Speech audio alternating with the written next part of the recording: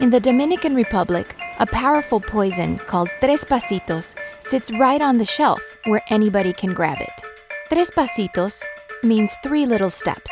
The idea is rats eat it, take 3 steps, and they're dead.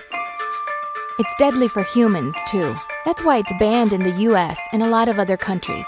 But in the Dominican Republic, the poison still sits right on the shelf. This had a huge effect on a woman named Mayra. She has seen the dangerous effects of tres pasitos with her own eyes. In the mid-1990s, Mayra de Ortiz gave the impression of having a picture-perfect life. She was vice president of a company that managed several health clubs in Santo Domingo in the Dominican Republic. I had this big executive office, a secretary, and assistants. Everyone saw me as a very important person. A lot of women admired me. I had a lot of employees, a lot of power. I felt important, and I felt like I had everything under control. That sense of control extended to her home as well. We were very close friends, but she always were pushing us to be excellent students.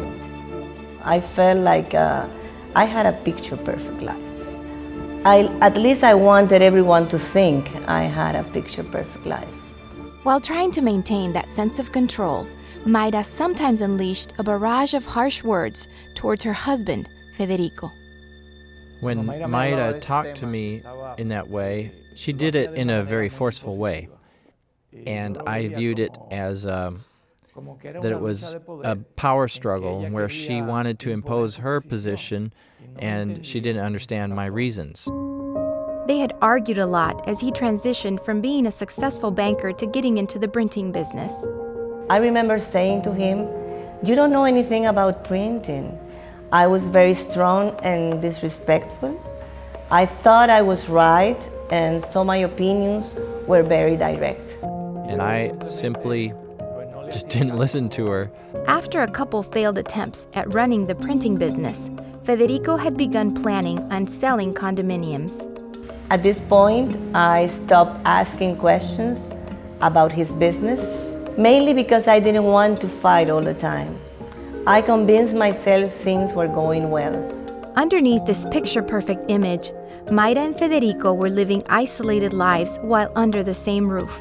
We appeared to be a model family, but in reality, everything wasn't picture-perfect. Because Mayra was so focused on control, she had never admitted any need to God or surrendered her life to Him. We went to church, but for me, it was just a tradition. I used to say the Lord's Prayer because my father had taught it to me, but for me it was like a lucky charm. If I prayed, maybe God will accept me.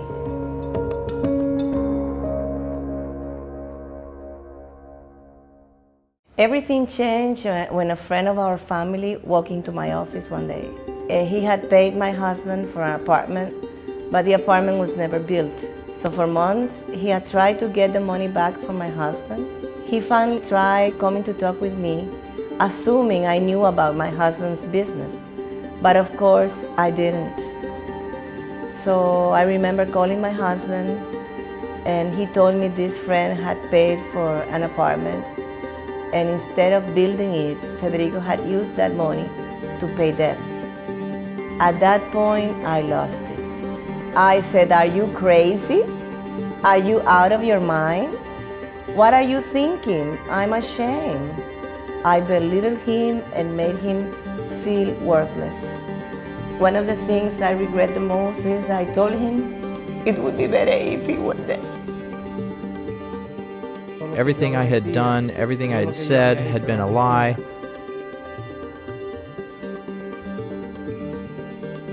And I couldn't see her. I couldn't face my children. I couldn't look them in the eyes.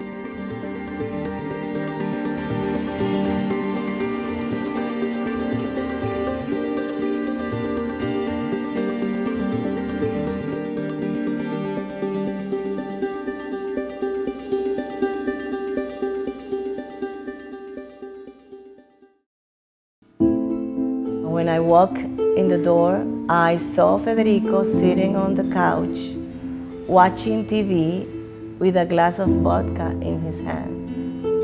I said, "Now you drink on weekdays and watch TV?" I thought he was wasting time when he should have been working. And as I passed by the table, I saw a white envelope with my name on it. Federico had written a 3-page letter. It described all of his debt, which was far worse than Mayra had realized. He had borrowed money from banks, but he had also borrowed from informal moneylenders at very high rates. These were very dangerous people. I wrote that she should go out of the country, that she should go to Puerto Rico, and she'd start a new life. In the letter, Federico said that he had taken rat poison because he considered himself a rat. I felt like a rat.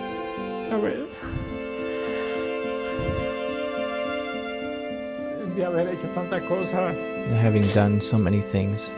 As soon as I realized it was a suicide note, I ran to him and found that he was still alive.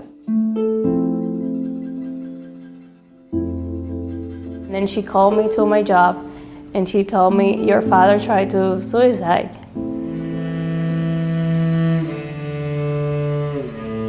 When we were finally able to visit Federico, he was like a prisoner in a room with no windows. The doctors thought he was in danger of trying to kill himself again. While he was recuperating, his sister was reading the Bible to him constantly. He realized he didn't have to be successful to have value. He didn't have to be poisoned like a rat, but he could be forgiven and made new. Back at home, I knelt down and prayed.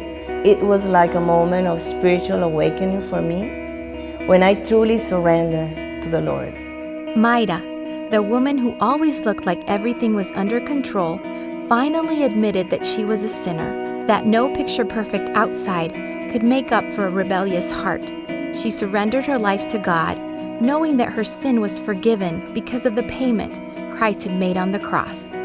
And Federico experienced the same transformation. And at that moment, I felt that I had been forgiven too. Forgiven by God. It was like a special day. And he went to hug me and crying, asking for forgiveness. And so the first thing I did was to go ask forgiveness of Mayra and my children. And then I went person by person to those who I had deceived or in some way wronged, and I asked their forgiveness. I went to my husband and asked for his forgiveness for my harsh words, and it's amazing. I was even forgiven by God and by my husband for saying, "I wish you were dead." Mayra had admitted her need to surrender everything to the Lord, but that process of surrender still needed to be worked out into every part of her life. While paying off debt, Mayra still tried to maintain control of many parts of her life, including her marriage. It made me feel that I wasn't covering the responsibilities that the man ought to cover. Mayra managed 200 employees at her company, and when she came home, she was still the boss. I was still taking control, and I started to think of the health club as my provider. My job was becoming my God. In 2008, God deeply challenged Mayra to take a huge step in the process of surrender. She was part of a large group of women that had traveled from Santo Domingo to Chicago for the Revive Our Hearts conference, True Woman 08. I had never been to a conference where women were seeking the Lord together. I don't know of any woman from the Dominican Republic who wasn't deeply affected by True Woman. During True Woman 08, my mom and I, at night, we talked about everything, all the ideas of womanhood. It was completely new for me, and it really changed my life, my perspective as a woman. I was convicted that my job had become an idol, I was not honoring God by putting my trust in my job and by being in charge of my home. I said, I don't want what I am. I am intoxicated. My job is like a drug. God is my provider, not my job. And I could see that seeking the Lord was far better than seeking success at a health club. When I came home from True Woman, I resigned from my job. My last day there was December the 31st, 2008. As soon as Mayra resigned, Federico was given the opportunity to manage an office building. God provided what we needed right when we needed it. Then he started managing 2 more buildings. When I gave up the idol of my job, my husband's business started to grow. Federico now owns his own successful business, managing several properties. And when I see that Mayra also makes an effort on her side to be the woman that God has designed her to be, it gives me an incentive to change in my life to be the man God designed me to be. The process has not been easy. I'm still growing. I am learning to talk to him with more respect. And now God is using Mayra and Federico's story to help other couples. They lead a group at their church, and Mayra counsels a lot of women with tough marriage situations. For so many years, we were seeking so many things. We were seeking a better life.